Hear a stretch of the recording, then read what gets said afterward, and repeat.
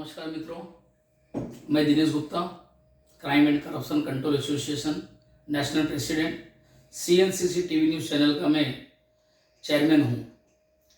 मित्रों, सबसे पहले crime and corruption control association के सारे अधिकारियों को, संपूर्ण भारत के अधिकारियों को जो इस वक्त कोरोना में उन्होंने दिल से काम किया और काम कर रहे हैं, जिस दिन से लॉकडाउन हुआ है वो आज तक हमारा कार्य चालू है और अभी भी चालू रहेगा।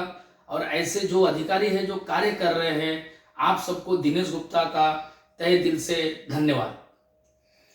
आज मैं आपके सामने दोस्तों एक बात लेकर आया हूं। मुझे ऐसा लगा कि क्राइम एंड करप्शन के साथ साथ मैं अपने भारत की जनता को कुछ देना चाहता हूं। मतलब दोस्तों, एक मनोबल, एक आत्मविश्वास हर इंसान के पास है, सबके पास होता है, लेकिन वो इंसान उसको यूज नहीं करता। आज मैं आपको बताना चाहता हूं दोस्तों, जो चीज मैं आपको देने वाला हूं, मैं 10 मिनट आप लोगों से बात करूंगा, मगर 10 मिनट में जो मैं आपको दूंगा वो आप अपने पर्सनल लाइफ में भी अप्लाई कर सकते हो, आपकी खुद की जिंदगी में उसको यूज कर सकते हो। यह बात कोरोना से जुड़ा हुआ है। इस वक्त हमारे देश में, पूरे हिंदुस्तान में, पूरे वर्ल्ड में जो कोरोना नाम का वायरस जो फैला हुआ है, जिसने पूरे हिंदुस्तान के अर्थव्यवस्था को हिला कर रख दिया। हमारे देश के प्रधानमंत्री, हमारे राज्य के मुख्यमंत्री, हमारे समाज सेवक, हर आदमी परेशान हो गया। क्या होता है दोस्तों, बीमारियां तो हमारे देश में बहुत आई, बहुत सारी बीमारियां आई। मुझे जो देख रहा हूं मेरे नजर के सामने, TB, swine flu, plague, chikungunya, typhoid, malaria, ऐसी बहुत सारी बीमारियां हमारे देश में आई। हमारे देश की जो जनता है इतनी स्ट्रांग है, इतनी पावरफुल है कि उन्होंने उस बीमारी को मात दे दिया। और वो सारी बीमारियां हमारे साथ चल रही है और लाइफ टाइम चलेगी। उनके वैक्सीन बन गए, उनकी दवाई बन गई। तो दोस्तों, आपको बताना चाहता हूं कि कोरोना है जो, वो हमारी जिंदगी का हिस्सा बन चुका है। कोरोना कोई मेहमान नहीं है जो आया और चला जाएगा। कोरोना हमारी जिंदगी के साथ साथ चलने वाला है। नदी के दो किनारे की तरह, एक तरफ हमें तो एक तरफ कोरोना चलेगा। अगर उससे बचना है तो precaution, social distance, mask, sanitizer, बार बार हाथ को धोना, ये सारा चीज को हमको ध्यान देना पड़ेगा दोस्तों। जब तक हमारी भारत सरकार उसका वैक्सीन नहीं बना लेती, तब तक आपको ध्यान देना पड़ेगा। अभी भारत, हमारे सरकार की तरफ से छूट मिल गई है, जबकि हमारी सरकार छूट नहीं देना चाहती थी, लेकिन मजबूरन देना पड़ा। अर्थव्यवस्था खराब हो रही है, हमारी देश की जनता परेशान है, तो उनको छूट देना पड़ा। दोस्तों, गवर्नमेंट ने छूट दे दिया। जब तक गवर्नमेंट आप पे प्रेशर बना रही थी, आप पे दबाव बना रही थी, आप घर से ना निकले, घर में रहें, तब तक हम घर में थे, नो डाउट। हमारी फिक्र हमारी सरकार को थी, हमारी गवर्नमेंट को थी। आज भी गवर्नमेंट को हमारी फिक्र है, मगर अब हमारी फिक्र हमको खुद करनी पड़ेगी। जो भी हमको छूट छाट मिल गया, तो अब आपको खुद का ध्यान रखना पड़ेगा, क्योंकि गवर्नमेंट के लिए आप हिंदुस्तान के एक नागरिक हो, मगर अपने परिवार के लिए आप एक मसीहा भी हो, उनके अन्नदाता भी हो, उनके सपोर्टर भी हो। आप खाली इतना सोचना मित्रों, अगर आपने कोरोना को हल्के में लिया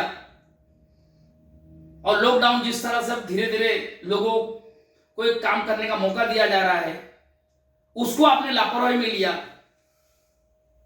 आपने कोई भी प्रिकॉशन नहीं लिया, तो यह धोखा आप सरकार को नहीं दे रहे हो, यह धोखा आप अपने आप को दे रहे हो, आप अपने परिवार को धोखा दे रहे हो। तो मैं आज जो आपको बताना चाहता हूं, मैं इसी बात को बताना चाहता हूं कि आप लोग अपने घर के एक जिम्मेदार अधिकारी हो, एक जिम्मेदार आदमी हो, तो आप ये सोचो कि मुझे कुछ हुआ तो मेरे पीछे मेरे परिवार का क्या। अगर हर आदमी ये सोच लेवे तो कोरोना का मजाल नहीं है कि हमारे देश वालों को परेशान करे, हमारे देशवासियों को परेशान करे या उनके शरीर में अपना घर बनाए। अगर हर आदमी ये ठान ले तो बड़ी बड़ी बीमारी आई, आके चली गई। दोस्तों, इस कोरोना ने क्या किया पता है आपको? मैं जब से पैदा हुआ, मैंने जब से होश संभाला, मैंने कभी भी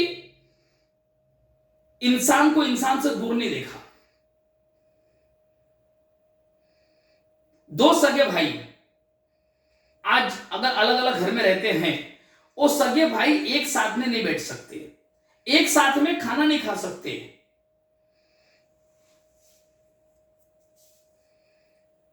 एक खून का रिश्ता दोस्तों इस कोरोना ने अलग कर दिया। लोगों में डर का माहौल पैदा हो गया, एक डर का माहौल पैदा हुआ। लोग एकदम तितर बितर हो गए।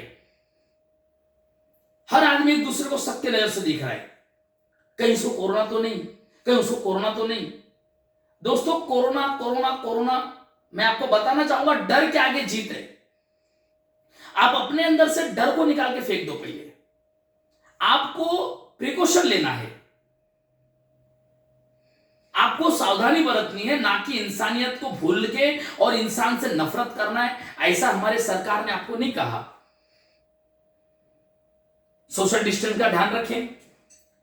दोस्तों, मेरे नजरों से मैंने देखा, अगर किसी को कोरोना हुआ है, नहीं भी हुआ है, मैं तो ये सब देख रहा हूं कि किसी को बुखार है तो भी लोग उसको धुतकार रहे। मुझे चीज बहुत अजीब लगी, अटपटी लगी। किसी को अगर बुखार है तो लोग उसको एकदम नफरत की नजर से देखते हैं। हमको बीमारी से नफरत करना है, बीमार से नहीं। लोग तो उस बीमार से भी नफरत करने लगते हैं, उनको लगता है इसको कोरोना हो गया है। और इस डर ने तो हिंदुस्तान में आधी अफरा तफरी मचा के रखी हुई है।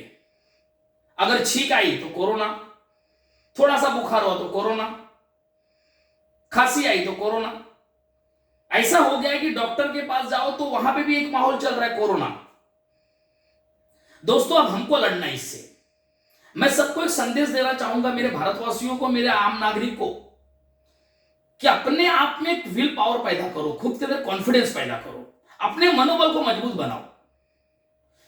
माना कि किसी को कोरोना हुआ है, माना कि कोरोना हुआ है, तो ऐसे जो कोरोना पेशेंट है उनको मैं बोलना चाहूंगा कि आप अपने आत्मविश्वास को मजबूत करो।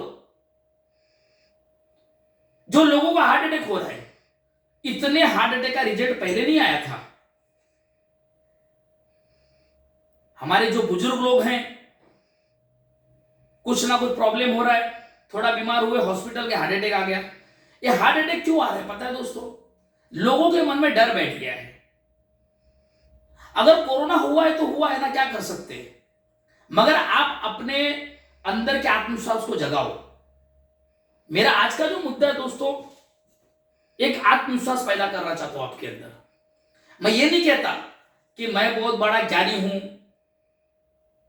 मैं बहुत बड़ा गुरु हूं, लेकिन मुझे जो समझ में आ रहा है दोस्तों, मैं अपनी जनता से शेयर करता हूं। मैं अपने crime and corruption control association के माध्यम से मैं अपने जनता को संदेश देना चाहता हूं कि आप अपने मनोबल को बढ़ाइए, लोगों को एक साथ में लेके चलिए, सोशल डिस्टेंस का ध्यान रखिए।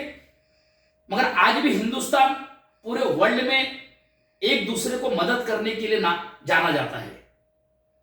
हमारे अंदर इंसानियत आज भी भरी हुई है।